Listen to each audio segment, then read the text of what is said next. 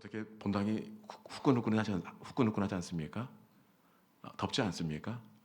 이게 불을 많이 떼서 더운 것이 아니라 제가 보니까 우리 청년들이 밤마다 여기에서 얼마나 기도로 불을 지피는지 제가 부임한 이후에 최고로 뜨거운 시간, 뜨거운 계절을 보내고 있는 것 같습니다. 청년부에서 옮겨진 단기 선교팀에서 시작된 이 은혜의 열기가 우리 교회 가운데로 옮겨질 수 있기를 주님의 이름으로 축원합니다. 요즘 밤마다 중고 청년들 단기 선교팀이 나와서 선교 준비를 하는데 아마 지난주 목요일 정도였을 것 같습니다. 누나를 따라온 노아가 저에게 달려와 안기는 겁니다. 그러면서 아이 목사님 냄새 그러는 겁니다. 목사님 냄새 나요 이러는 겁니다. 그러니 제가 얼마나 당황하겠습니까? 아유, 벌써 할아버지 냄새가 날 나이는 아닌데 벌써 이런 나이가 되었나. 얼굴이 벌개지면서 노아야 미안하면서 노아에게서 몸을 밀치고 멀어지려고 하는데 이 노아가 그러는 겁니다. 목사님한테 하나님의 냄새가 납니다 이러는 겁니다. 아니 벌써부터 얼마나 사람의 마음을 들었다 놨다 하는지 아주 장래가 촉망되는 우리 박노아 어린이입니다. 여러분 사실 우리 모두에게는 이 냄새가 있습니다. 맞습니까? 특별히 목회자에게는 목회자 냄새가 나야 하고 성도에게서는 성도의 냄새가 나야 합니다. 그런데 성도에게서 너무 인간적인 냄새가 나고 너무 계산적인 냄새가 나면 이것은 문제가 있습니다. 여러분 하나님의 사람에게서는 하나님의 냄새가 나야 할 줄로 믿습니다. 옆에 분 한번 쳐다보십시오. 어떻게 냄새가 납니까? 아직 인사하라는 말도 안 했어요. 아니 성미가 너무 급하셔서 이 시간 옆에 분 바라보면서 그렇게 인사하겠습니다. 당신에게서는 예수님의 향기가 납니다. 그렇게 한번 인사해볼까요? 자 시작. 당신에게서는 예수님의 향기가 납니다. 예수님의 향기가 납니다. 네, 할렐루야. 여러분 우리 교회에서는 은혜의 냄새가 나고 사랑의 향기, 예수님의 향기가 나는 우리 믿음의 공동체가 날 수 있기를 주님의 이름으로 축원합니다. 오늘 본문은 우리가 잘 아는 이 실로암 우물 옆에 사는 이 맹인에 관한 말씀을 배경으로 하고 있습니다. 먼저 이 맹인이 어떤 사람인지 우리 1절의 말씀을 통하여 우리가 함께 이 맹인을 만나보도록 하겠습니다. 9장 1절입니다. 자 시작. 예수께서 길을 가실 때에 날 때부터 맹인된 사람을 보신지라. 아멘. 이 사람에 대해서 말씀은 언제부터? 날 때부터 맹인된 사람 이렇게 이야기합니다. 여러분 태어나면서부터 한 번도 본 적이 없는 사람, 한 번도 새벽이 찾아오지 않는 사람입니다. 얼마나 답답하고 여러분 얼마나 힘든 그런 기구한 인생입니까? 제가 한번 보겠습니다. 당연히 일상에서 못 보는 것은 당연한데 꿈은 어떻게 꿀 것 같습니까? 영화처럼 소리도 나오고 화면도 보이고 소리도 들리겠습니까? 꿈은 어떻게 꿀 것 같습니까?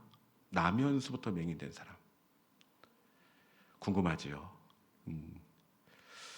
저도 궁금해서 일전에 신학교에 다닐 때 친구 어머님이 중도에 실명하신 맹인이셨는데 좀 짓궂지만 제가 물어봤습니다. 어머님 꿈은 어떻게 꾸시나요? 여러분 영화로 꾸겠습니까? 라디오로 꾸겠습니까? 아이고, 중도에 실명하셨는데도 불구하고 워낙에 어릴 때 이렇게 시력을 잃어서 그것들이 생각이 나질 않는데요. 그래서 꿈을 꾸는데 라디오로 꿈을 꾼다는 겁니다. 맹인들은 영화로 꿈을 꾸는 것이 아니라 꿈속에조차도 아무것도 보지 못하는 그런 흥감의 시간을 꿈을 꾼다 이런 이야기를 들은 적이 있습니다. 여러분 꿈속에서도 여전히 밤을 지내는 진짜 불행한 사람, 이 사람이 실로암 맹인입니다. 이 사람의 일생에 소원이 있다면 그것이 무엇이겠습니까? 좋은 집에 사는 거, 아니면 우리 아이가 좋은 학교에 들어가는 것, 이것이 실로암 맹인의 소원이겠습니까? 그렇지 않습니다. 이 사람의 일생의 소원은 눈을 뜨는 것도 아니고 단 하루라도, 아니 단 1분이라도 좋으니 내 눈으로 세상을 보는 것, 이것이 이 사람의 일생의 간절한 소원이고, 그리고 여전히 진행되는 간절한 기도의 제목이었을 것입니다. 그렇지 않겠습니까? 그런데 여러분, 이 소원을 우리가 어떻게 하고 있습니까? 단 1분이라도 봤으면 싶은 이 사람의 소원인데 우리는 날마다 이 사람의 소원을 누리고 살고 있습니다. 이 사람의 간절한 기도의 제목을 이미 응답받고 살아가고 있습니다. 그런데 우리는 이것을 너무나 당연하게 생각을 합니다. 죄송한 말씀이지만 이곳 예배의 자리에 나오신 우리 연세가 있으신 성도님들 연배에 제가 요양병원에 가보니까 훨씬 더 나이가 젊고 연소한데도 불구하고 거동이 힘들어 누워 계시는 분들이 얼마나 많은지 모릅니다. 여러분, 그분들의 간절한 기도의 제목이 뭐냐? 새해의 소망이 뭐냐? 하룻밤이라도 집에 돌아가 가족들과 함께 하루를 보내는 것, 이것이 그분들의 간절한 마음의 소망입니다. 그런데 그분의 간절한 소망을 우리는 오늘 또 살았습니다. 그분의 간절한 기도의 제목을 오늘 또 우리는 응답받고 살았습니다. 여러분, 우리에게 주어진 일상이 당연한 것이 아니라 누군가의 기적이고 누군가의 꿈 같은 날이라는 것을 기억하시고 우리 삶의 그 소소한 일상에 대한 감사가 새로워지는 이 시간 될 수 있기를 주님의 이름으로 축원합니다. 여러분, 꿈속에서도 보지 못하는 인생, 정말 기구한 사람입니다. 그런데 더 비참한 것이 있는데 그것은 이 사람의 직업입니다. 이 사람의 직업이 뭐냐? 8절 말씀해 보니까 이가 구걸하던 자가 아니냐. 앞을 못 보는 것도 서러운데 이가 구걸하던 자가 아니냐. 깡통을 놓고 앉아서 누군가에게 늘 아쉬운 소리를 해야 하고 누군가의 도움을 받지 않고는 살 수 없는 그런 아주 불쌍한 사람이 오늘 본문의 주인공입니다. 누군가에게 구걸해야 하는 인생, 앞을 못 보는 사람. 그런데 이 사람의 비참함은 여기서 끝나지 않고 구걸하는 것보다, 아쉬운 소리를 하는 것보다 더 힘든 부분이 있는데 그것이 뭐냐? 그것은 바로 지나가는 사람들의 시선입니다. 요즘은 이런 이야기를 하는 사람들이 없는데 당시에는 앞을 못 보는 사람들을 어떻게 생각했느냐? 나면서부터 앞을 못 보는 사람, 이 사람들을 당시의 문화 속에서는 어떻게 생각했느냐? 요한복음 9장 2절에 있는 말씀입니다. 요한복음 9장 2절입니다. 자, 시작. 제자들이 물어 이르되 랍비여, 이 사람이 맹인으로 난 것이 누구의 죄로 인함이니까? 자기니까 그의 부모니까? 아멘. 앞을 못 보는 것도 서러워 죽겠는데 지금 사람들이 어떻게 이야기하고 있습니까? 이 사람이 앞을 못 보도록 태어난 것이 누구의 죄입니까? 부모의 죄입니까? 아니면 저 사람의 죄입니까? 앞을 못 보는 것을 죄의 결과라 그렇게 생각하고 있었습니다. 여러분, 당시 모든 사람들이 동전 하나 땡그랑 하고 던져주면서 여러분 뒤로 돌아서는 아마 쑥덕쑥덕하지 않았겠습니까? 부모가 얼마나 죄를 지었으면 자식이 벌을 받아서 앞을 못 보는 그런 저주받은 인생으로 태어났냐? 지나가는 사람마다 누구의 죄의 결과인지 정말 아픈 말들을 던졌을 것이 분명합니다. 그러면 실로암 소경은 그 동전을 거두면서 어떤 생각을 했겠습니까? 그래, 나는 죄의 열매구나. 내가 차라리 태어나지 말았어야 했는데, 내가 저주받은 인생인데 왜 하필 나를 낳으셔서 부모님의 수치가 되었던가? 그러면서 실로암 소경은 스스로를 죄인이라고 생각하고 괴로워하는 그런 인생을 살았을 것입니다.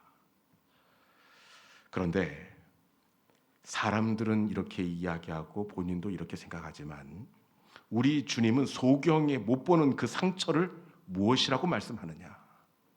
사람들은 죄의 결과라고 이야기합니다.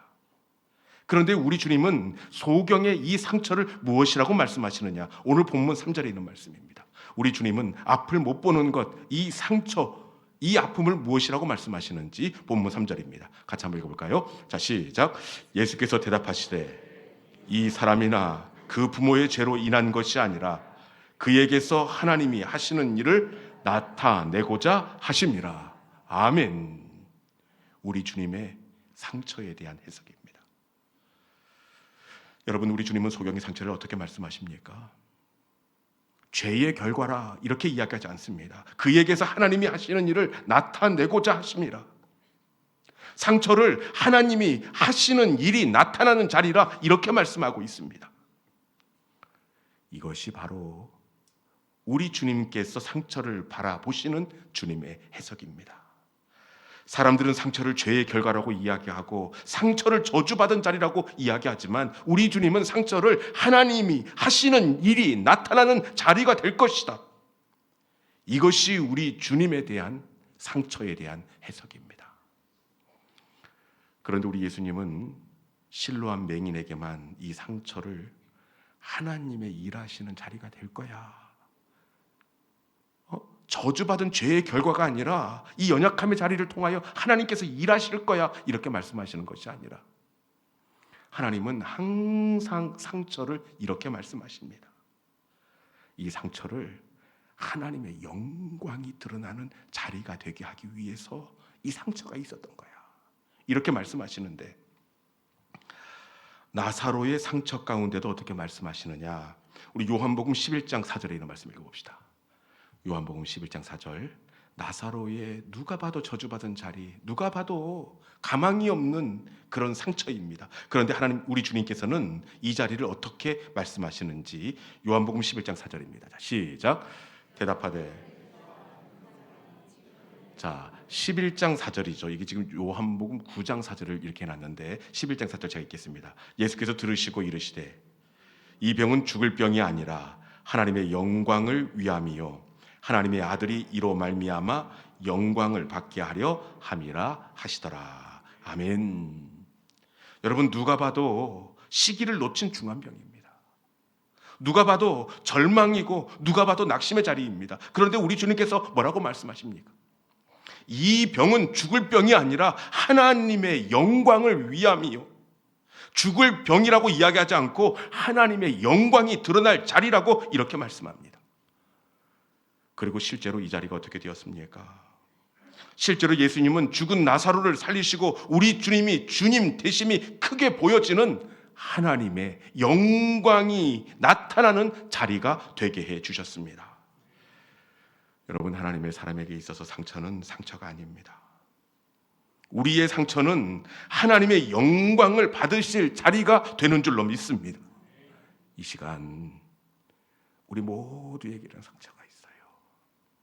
그런데 이 상처는 실수나 잘못이나 죄의 결과가 아니라 하나님의 영광이 드러날 자리가 되게 할 것이다. 이 시간 우리의 상처와 결핍에 대한 해석이 새로워질 수 있기를 주님의 이름으로 축원합니다.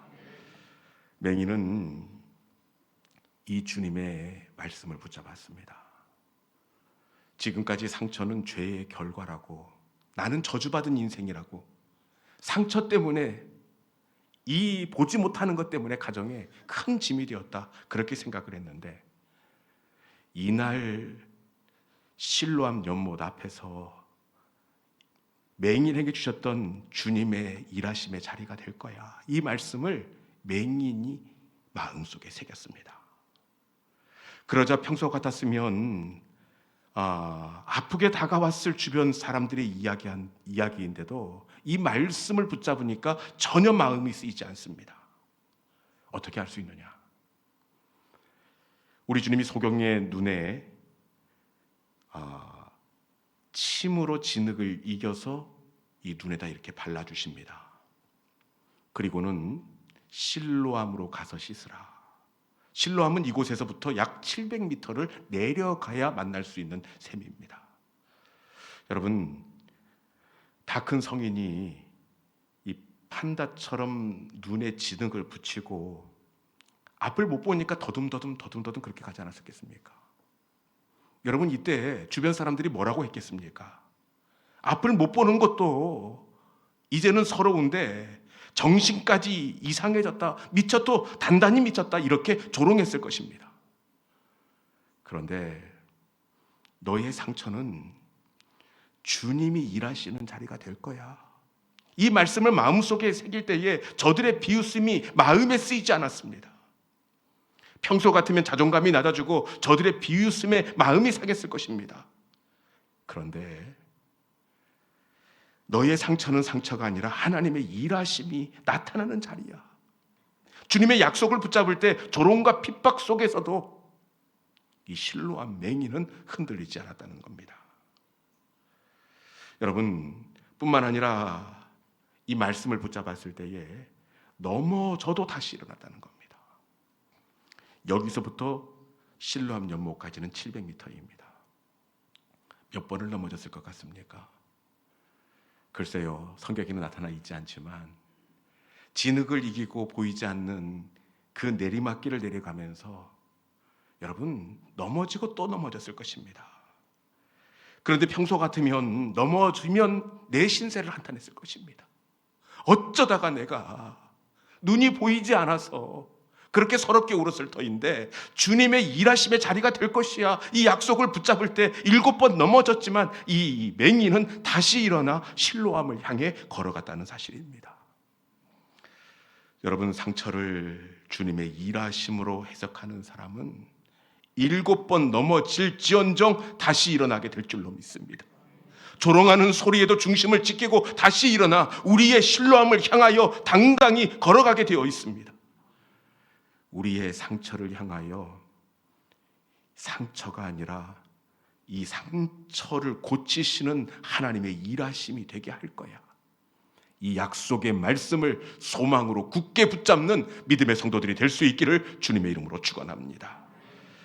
여러분, 그리고 마침내 어떻게 되었습니까? 이 사람이 약속의 말씀을 품고 실로암 연못으로 가서 그 눈을 씻습니다. 여러분, 마침내 어떻게 되었느냐? 우리 요한복음 9장 7절에 있는 말씀 읽어보겠습니다. 요한복음 9장 7절입니다. 읽어볼까요? 자, 시작. 이르시되 실로암 못에 가서 씻으라 하시니, 실로암은 번역하면 보냄을 받았다는 뜻이라. 이에 가서 씻고 밝은 눈으로 왔더라. 아멘. 마침내 어떻게 되었습니까? 가서 씻고 밝은 눈으로 왔더라. 주님의 말씀처럼 맹인의 연약함의 자리가 주님의 일하시는 자리가 되었다는 사실입니다. 여러분, 우리 주님은 말씀만 하시는 것이 아니라 말씀대로 그 상처가 주님의 영광이 드러나는 자리가 했다는 사실입니다. 그리고 고침을 받았을 뿐만 아니라 마침내 어떻게 되었느냐? 이어지는 말씀에 보니까 이웃들과 전에 보았던 사람들이 이는 앉아서 구걸했던 자가 아니냐? 저는 앉아서 우리에게 구걸을 했던 자가 아니냐? 주변에 있는 사람들에게 간증의 주인공이 되었다는 사실입니다. 여러분, 하나님의 사람에게 연약함은 이 연약함의 자리가 아니라 우리 주님의 일하심이 나타나는 자리입니다. 하나님의 사람에게 있어 끝은 끝이 아니라 하나님이 시작하는 자리가 우리에게 찾아온 인생의 닫힘의 시간입니다. 나는 작아지고 이런 작은 나를 일으키신 하나님이 크게 드러나는 자리가 우리의 넘어지는 자리라는 사실입니다. 이 시간 주님의 말씀을 가슴에 새기고 그날에 우리도 간증의 주인공이 되게 하실 주님의 약속을 붙잡고 다시금 영적인 실로암을 향해 약속을 붙잡고 믿음으로 나아가는 우리 모든 믿음의 성도들이 될 수 있기를 주님의 이름으로 축원합니다. 이 시간에 주신 말씀을 기억하면서 우리 말씀을 붙잡고 나의 길 오직 그가 하시나니 나를 단련하신 후에 나를 정금같이 나오게 하시리라. 나의 상처는 상처가 아니라 그 상처를 고치시는 하나님이 드러나는 자리가 되게 할 거야. 반드시 나를 단련한 후에 정금같이 나오게 하는 단련의 시간이 되게 할 거야. 여러분, 주님께서 우리 연약한 자리를 향한 주님의 해석입니다. 이 시간에 주신 말씀을 기억하면서 이 찬송 속에 주님, 지금까지 나의 연약한 자리가 상처라고 생각을 했는데 이 상처는 상처를 고치시는 하나님이 드러나는 자리, 하나님이 영광 받으시는 자리가 되게 하신다 말씀하시니 그 약속의 말씀을 붙잡고 저희들도 실로암 소경처럼 우리의 영적인 실로암을 향하여 믿음으로 나아가겠습니다. 이 시간 우리의 믿음의 고백을 담아서 주가 보이신 생명의 길 우리 함께 찬양하겠습니다.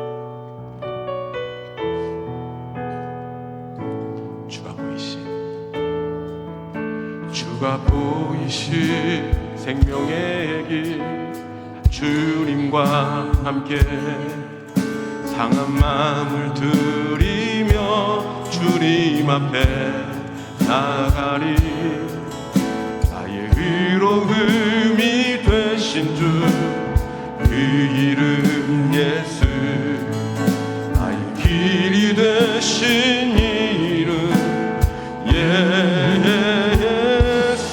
다시 한번 할까요? 주가 보이신 생명의 길 주님과 함께 상한 마음을 들이며 주님 앞에 나가리. 나의 의로움이 되신 주 그 이름 예수, 나의 길이 되신 이름 예수. 나의 길 오직 그가 하시나니 나를 단련하신 후에 내가 정금같이